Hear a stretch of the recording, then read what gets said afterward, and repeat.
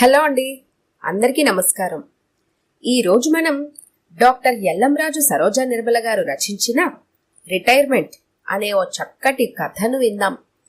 ఇక కథలోకి వెళ్దాం. కౌంట్ డౌన్ మొదలైంది మీకు, నవ్వుతూ అన్నాడు గురునాథం. ఏ విషయంలో కౌంట్ డౌన్ మొదలైందో అర్థం కాలేదు మొదట నాకు. అడుగుదామని తలెత్తి అతడి కళ్లల్లోకి చూశాను.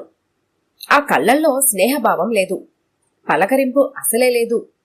ఓ రకమైన తేలిక భావం, హేళన అతడిలో కనబడ్డాయి నాకు. అతడు నేను ఒకే ఆఫీస్లో ఒకే క్యాడర్లో పనిచేస్తున్నాం. గట్టిగా చెప్పాలంటే కేవలం పరిచయస్తులం. అవసరార్థం మాట్లాడుకోవడం తప్ప స్నేహం లాంటి పెద్ద పదాలకు మా మధ్య ఆస్కారమే లేదు. ఇప్పుడు పనిగట్టుకొనొచ్చి నన్ను చూసి తేలిక భావంతో నవ్వాల్సిన శత్రుత్వమూ లేదు మాకు. పై ఆఫీసర్లకి అడుగులకు మడుగులొత్తుతూ స్వార్థంతో ఆచితూచి తోటివారిని పలకరించే అనామకుడు అతను. ప్రస్తావన వచ్చింది కాబట్టి ఇప్పుడు చెబుతున్నాను కానీ అతడి గురించి ఆలోచించేదే లేదు నేనెప్పుడు. కౌంట్ డౌనా? నాకా? ఏ విషయంలో?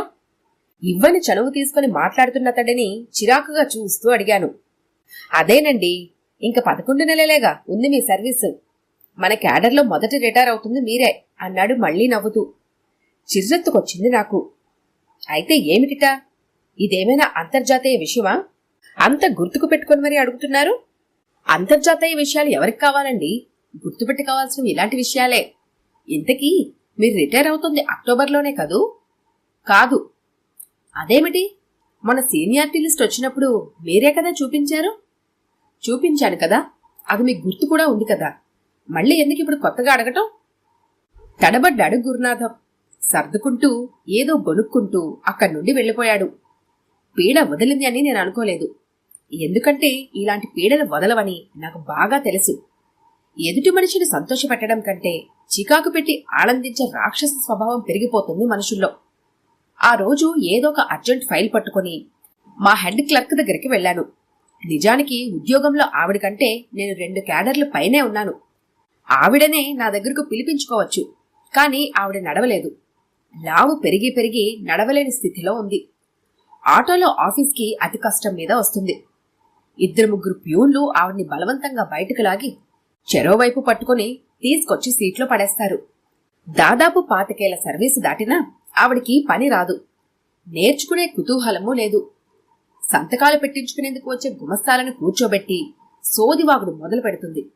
ఆవిడ సంతకం అవసరం కావడంతో వాళ్లు బలవంతపు నవ్వులు నవ్వుతూ పారిపోవడానికి దారులు వెతుక్కుంటూ ఉంటారు. ఖాళీగా కూర్చున్న ఆవిడికి దొరికిపోయాను నేను. నా మానవతా దృక్పథమే నా తప్పైపోయిందనిపించింది నాకు. క్రిందకి వెళ్లి ఆవిడ ఎదురు కుర్చీలో కూర్చున్నాను. అప్పటికే అక్కడ 3 బలిపశువులు ఉన్నారు. ఫైలు తెరిచి ఆవిడ ముందు పెట్టి విషయం ఎంత అర్జెంటో కూడా చెప్పబోయాను. చేతిలోకొచ్చిన ఫైలును మూసేసింది ఆవిడ. అవును, ఎప్పుడు రిటైర్ అవుతున్నారు మీరు? ఆవిడ అడిగిన ప్రశ్నకి తెల్లబోయాను నేను. అప్పటికి ఆవిడ ప్రశ్న నన్ను 7-8 సార్లు అడిగింది. నేను కూడా ఓర్పుగా మర్యాదపూర్వకంగానే జవాబిచ్చాను. ఆవిడికి మతిమరుపు కూడా ఉందేమో అన్న భ్రమతో.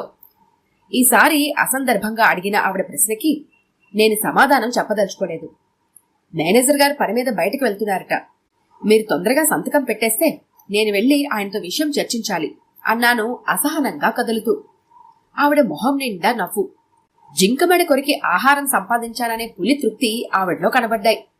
పనికిరాని వాడికే కదా పక్కవాడి విషయాల్లో ఇంట్రెస్టు. మీరు అక్టోబర్లో కదా రిటైర్ అవుతున్నారు. నేను వచ్చే ఏడాది డిసెంబర్లో.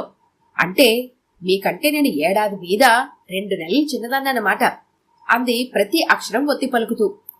నాకంటే తాను చిన్నదాన్నని అక్కడున్న వాళ్ళకి తెలియదేమో చెప్పాలనే ఆతృత ఆ చూపుల్లో ఉంది. నాకంటే మీరు ఎంత చిన్నవారని అడగలేదు కదా నేను. నాకెందుకు చెబుతున్నారా విషయం? ముందు ఫైల్ సంగతి తేల్చండి. నాకు తెలియకుండానే నా కంఠంలోని వాడితనం తొంగి చూసింది. అయ్యో, మీరు మేడంని అపార్థం చేసుకున్నారు. ఆవిడ మీకంటే చిన్నవారైనా మీరే చిన్నవారిలా కనపడుతున్నారని మెచ్చుకోలుగా అంటున్నారు. అంతే కదూ మేడం అన్నాడొక పరాన్నజీవి. ఆవిడ మొహం మాడిపోయింది. ఆ పరాన్నజీవి వైపు కొరకొరా చూసింది. జబ్బులు లేకపోతే నేను చిన్నదానిగానే కనపడేదాన్ని. అయినా నేను ఆవిడ అందచందాలతో నన్నేమీ పోల్చుకోవడం లేదు. ఏదో తోటి ఆడది కదా, ఎప్పుడు రిటైర్ అవుతున్నారు అని అడిగాను. ఇష్టం లేకపోతే చెప్పక్కర్లేదులేండి అంది. చూడండి లతగారు, ఇందులో ఇష్టానికి అయిష్టానికి తావే లేదు. ఇప్పటికి 10 సార్లు అడిగారు మీరు నా రిటైర్మెంట్ గురించి. ఆ విషయం మీకు అంత ముఖ్యమైనది అనుకుంటే ఆ తేదీ నెల బట్టి పట్టి జ్ఞాపకం పెట్టుకోండి, లేదా ఫ్రేమ్ కట్టించి టేబుల్ మీద పెట్టుకోండి. ఆ ఫైల్ ఇవ్వండి, నేను డైరెక్ట్గా మేనేజర్తోనే మాట్లాడతాను అంటూ ఫైల్ తీసుకుని బయటకొచ్చేశాను. నాకంటే ముందు రిటైర్ అవుతున్నందుకు తెగ కుళ్ళిపోతోంది. నెల జీతాలుండవు కదా, రిటైర్మెంట్ రాళ్ల తప్ప. 10ఓసారి అడిగానే అనుకోండి, చెబితే ఈవిడిగారి నోటు ముత్యాలు రాలిపోతాయా?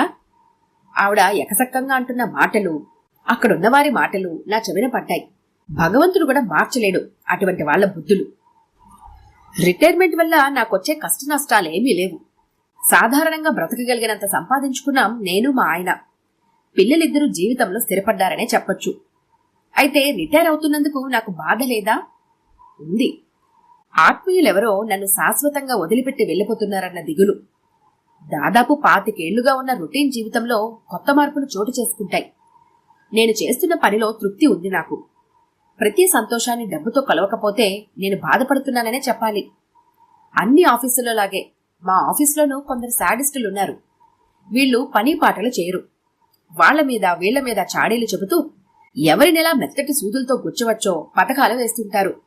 తేలు స్వభావం కుట్టడం అంతే. ఇలాంటి వాళ్లు తమ లోపలి అభద్రత భావాలకు ముసుగులు వేసి దొంగక్షేమాలు విచారిస్తూ వ్యర్థంగా జీవితాన్ని గడిపేస్తుంటారు. ఆ రోజు అప్పుడే ఆఫీస్కొచ్చి నా సీటు దగ్గరికి నడుస్తున్నాను. నా గది ముందే ఎదురుపడి పలకరింపుగా నవ్వాడు ప్రకాశం. తప్పనిసరిగా పలకరించాల్సి వచ్చింది నాకు. బావున్నారా ప్రకాశం గారు? అదే తప్పైపోయింది. నా వెనకే గదిలోకి వచ్చి ఎదురు సీట్లో కూర్చున్నాడు ప్రకాశం. ఆఫీసులో అందరి స్వభావాలు ఒకే రకంగా ఉండవు. మా ఆఫీసులో ఉన్న కొన్ని సిగ్గులేని వాళ్లలో ప్రకాశం ఒకడు. చెప్పు తీసుకుని కొట్టినా నవ్వుతూ మాట్లాడే తత్వం అతడిది. పై అధికారులు చేదరించుకున్నా, ఛార్జిషీట్లు ఇచ్చినా అతడు పని చేయడు. తిట్లు తిని హాయిగా కాఫీకి వెళ్లిపోగల ఘనుడతను. అన్నట్లు మీకింకా 2 ఏళ్ల సర్వీస్ ఉందనుకుంటాను. రిటైర్మెంట్ ప్లాన్లు మొదలయ్యాయా? ఏం చేద్దామనుకుంటున్నారు? మీ భార్యాభర్తలిద్దరూ హాయిగా మీ ఇద్దరు పిల్లల దగ్గర చెరో 6 నెలలు కాలక్షేపం చెయ్యండి కృష్ణారామ అనుకుంటూ అన్నాడు ప్రకాశం ఆత్రంగా నా మొహంలోకి చూస్తూ. నా రిటైర్మెంట్ గురించి ఆయన అలా ఆదుర్దా పడటం అది 14ఓసారి. నేను జవాబివ్వలేదు అసహ్యం వేసి. మాట్లాడరేమండి, ఏం చేద్దామనుకుంటున్నారు? రెట్టిస్తూ అడిగాడు ప్రకాశం. ఏం మాట్లాడమంటారు? నా జీవితానికి సరిపడా మొత్తం షెడ్యూలు మీరు నిర్ణయించి చెప్పేశారు కదా, అలాగే చేస్తాంలేండి అన్నాను చీదరించుకుంటూ. ఇంతకీ చెప్పనే లేదు మీరు. మీకు 2 ఏళ్ల సర్వీస్ ఉందా, 3 ఏళ్ల? సహనం చచ్చిపోయింది నాకు. 14 ఏళ్లుంది ఇంకా నాకు సర్వీసు అన్నాను తాపీగా. అదేమిటండి, మీకింకా 7 నెలల సర్వీస్ ఉందని మొన్న మధ్య సెమినార్కి వెళ్ళినప్పుడు చెప్పారు కదా. చెప్పాను కదా, తెలుసు కదా. ఇప్పుడు మళ్ళీ కొత్తగా అడుగుతున్నారేమిటి? సర్వీసు 2 ఏళ్లుందా 3 ఏళ్లుందా అని మీకేమైనా తిక్కుందా? అతడు ఆశ్చర్యంగా ఆవేశంగా నా వైపు చూశాడు. మరో ప్రశ్న వేస్తే జవాబేమొస్తుందోనని భయపడ్డాడో ఏమో. ఆ అన్నట్లు మర్చిపోయాను, ఒక స్నేహితుణ్ణి కలవాలి అంటూ గబగబా అక్కడి నుంచి వెళ్లిపోయాడు. ఆఫీసు పనివేళల్లో బయట బలాదురు తిరుగులు తిరగటానికి అతనికి సిగ్గులేదని వేరే చెప్పాలా? మళ్లీ పనిలో పడిపోయాను. పనిలో ఆనందాన్ని వెతుక్కోవడం నా రక్తగుణం. నిశ్శబ్దంగా బాధని మనసులోనే అణిచివేసుకోవడం నా స్వభావం. నా స్వభావానికి విరుద్ధంగా వాళ్ల వెకిలి ప్రశ్నలకి దీటైన సమాధానమిచ్చినా గుండెలో ఏదో బాధ కలిగి మనసు వికలమైంది. పర్మిషన్ తీసుకుని సెలవు పెట్టి ఇంటికెళ్ళిపోదామని నిర్ణయించుకున్నాను. డ్రాకి తాళం వేసి 2 అడుగులు వేశాను. వనజమ్మా, వనజమ్మా ఇటు రండి అంటూ ఎదురు రూం పంకజాక్షి పిలిచింది. నేను విననట్లే ముందుకు నడిచాను. మిమ్మల్నేనండి వనజమ్మగారు, పిలుస్తుంటే వెళ్ళిపోతున్నారేమిటి? ఇటు రండి, ప్రసాదం పెడతాను అంది తన ముందున్న డబ్బా చూపిస్తూ. తన కళ్లతో నా కళ్ళు కలిశాయి కాబట్టి నాకు సమాధానం చెప్పక తప్పలేదు. మీరు నాకేసి చూస్తూ ఎవరినో పిలుస్తున్నారేమిటి అన్నాను నవ్వుతూ. భలే వారే, నేను మిమ్మల్నే కదా పిలుస్తున్నాను వనజమ్మగారు అని అంది ప్రసాదం పెట్టబోతూ. నా పేరు వనజ, వనజమ్మ కాదు అన్నాను భావరహితంగా. అదే రిటైర్ అవబోతున్నారు కదా పెద్దవారని. అంటే 60వ ఏట మీరు నాకు పేరు మార్చి వనజమ్మ అని నామకరణం చేస్తున్నారన్నమాట. వద్దులేండి, ఉన్న పేరుతో పిలవండి చాలు అంటూ ప్రసాదం తీసుకుని యువతలకొచ్చాను.